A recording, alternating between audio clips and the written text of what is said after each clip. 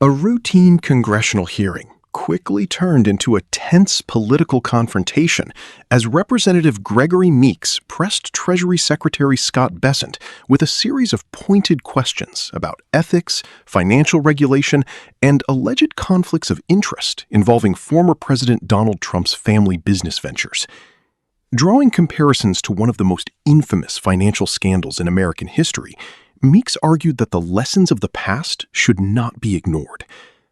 As the questioning intensified, the exchange shifted from historical precedent to present-day concerns over cryptocurrency investments, foreign influence, and financial transparency, creating one of the hearing's most heated moments. And give more consideration to the case of Charles Keating, Jr., who ran the California-based Lincoln Savings and Loans. It led to a 14-month investigation unveiling how 5 U.S. senators and staff ended up with more than $1 million in contributions, 4 trips to the Bahamas, and all expenses paid stays at resort hotels. Following the scandal, the industry saw sweeping regulatory changes that was launched by then-President George H.W. Bush. Now, Mr. Secretary, I'm sure you can agree conflicts of interest and improper influence by U.S. elected officials over bank regulators weaken supervisory independence and ultimately impose massive losses on consumers and taxpayers. I think that we can all agree upon that. And as we know, the basic lessons from the post-Keating reforms still applies today when the Office of the Comptroller of Currency, the OCC, is deciding to get a bank charter. I think we can stimulate that.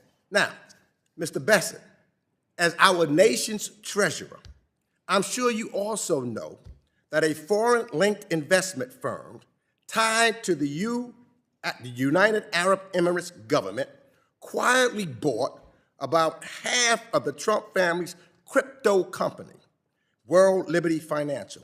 And at the very same time, the President of the United States was dealing with that country on foreign policy.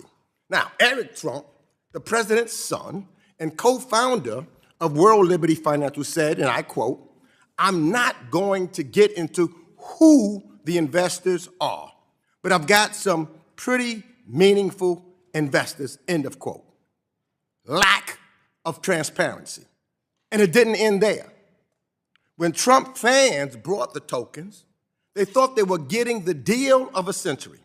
But what they didn't know was that only Trump and his sons had the sole power to decide who can sell the token and when. Today, the price of the token has fallen over 50%, and the Trump fans who bought the token are now begging to get out. Now, I'm not making this up. I'm not making this up. You can see it for yourself on the World Liberty Financial Discussion forum.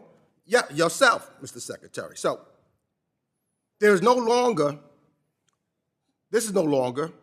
just about a shady crypto deal or a possible gift when a foreign-linked investor is putting hundreds of millions of dollars into a company controlled by the president's family, and at the same time, this president is conducting foreign policy with that country.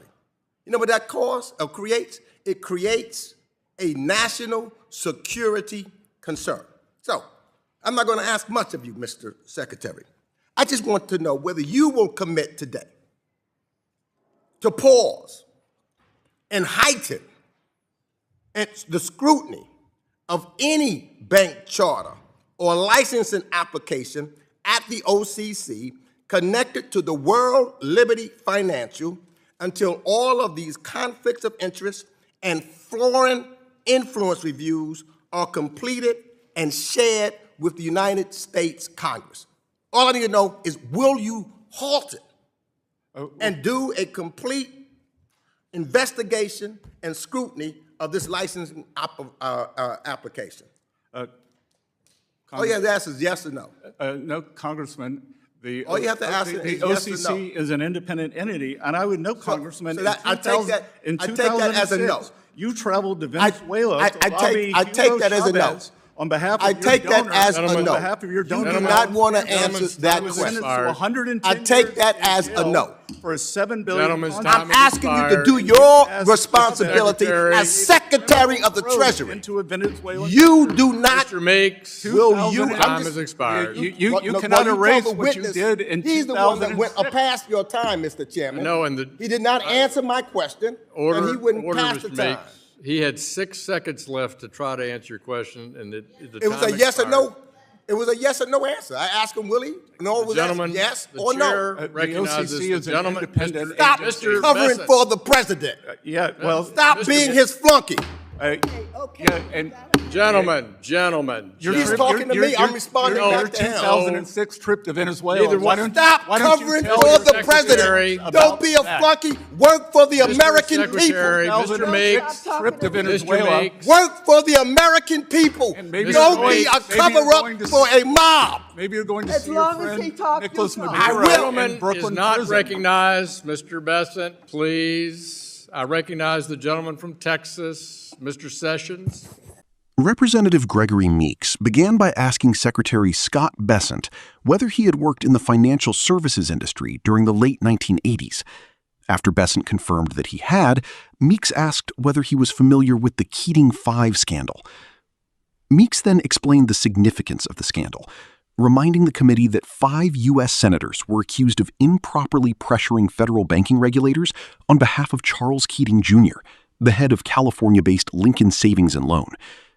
The controversy ultimately triggered a lengthy investigation that uncovered millions of dollars in political contributions, luxury trips, and other benefits connected to the lawmakers involved. According to Meeks, the scandal resulted in sweeping regulatory reforms designed to strengthen the independence of financial regulators and better protect consumers and taxpayers. Using that historical example, Meeks argued that conflicts of interest and political interference in banking oversight remain serious concerns today. He emphasized that the principles established after the Keating 5 scandal should continue to guide decisions involving bank regulation and financial supervision. The discussion then shifted to allegations involving World Liberty Financial, a cryptocurrency company associated with members of the Trump family. Meeks referenced reports that an investment firm linked to the government of the United Arab Emirates had quietly acquired a substantial stake in the company, while the United States was simultaneously conducting foreign policy discussions with that country. He also cited comments made by Eric Trump, a co-founder of World Liberty Financial, suggesting that the company had attracted significant investors, but had not publicly disclosed their identities.